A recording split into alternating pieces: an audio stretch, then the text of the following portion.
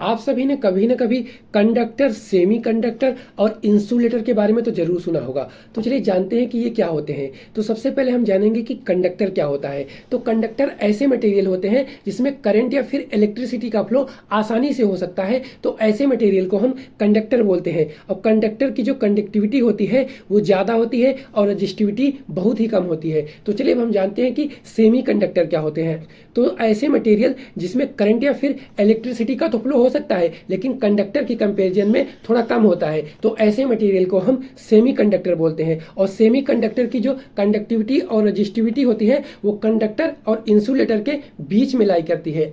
तो चलिए अब हम जानते हैं कि इंसुलेटर क्या होते हैं। तो ऐसे मटेरियल जिसमें करंट या फिर इलेक्ट्रिसिटी का फ्लो बिल्कुल भी नहीं हो सकता, तो ऐसे मटेरियल को हम इंसुलेटर बोलते हैं। और इंसुलेटर की जो कंडक्टिविटी होती है वो बहुत ही कम मीन्स निग्लेजिबल होती है और रजिस्टिविटी बहुत ही ज़्यादा होती है। तो चलिए अब इनके एग्जाम्पल के बारे में जानते हैं। तो कंडक्टर की एग्जाम्पल्स हैं iron, copper, silver, gold, water, etc. और अब चलिए जानते हैं कि सेमी कंडक्टर की एग्जाम्पल क्या है। सेमी कंडक्टर की एग्जाम्पल है सिलिकॉन और जर्मेनियम। सिलिकॉन और जर्मेनियम का यूज करके हम ट्रांजिस्टर, डायोड और ऑपरेशनल एम्पलीफायर बनाते हैं। तो और अब चलिए जानते हैं कि इंसुलेटर की एग्जांपल क्या है। इंसुलेटर की एग्जांपल है सूखी लकड़ी, कांच की ग्लास, प्लास्टिक, क्लॉथ्स, ईटीसी। तो आई होप आपको कंडक्टर, सेमी कंडक्टर और इंसुलेटर के बीच में डिफरेंस अच्छे से क्लियर हुआ होगा। तो ऐसे इन्फॉर्मेटिव वीडियो के लिए हमारे चैनल को like, subscribe, share and comment जरूर करिएगा।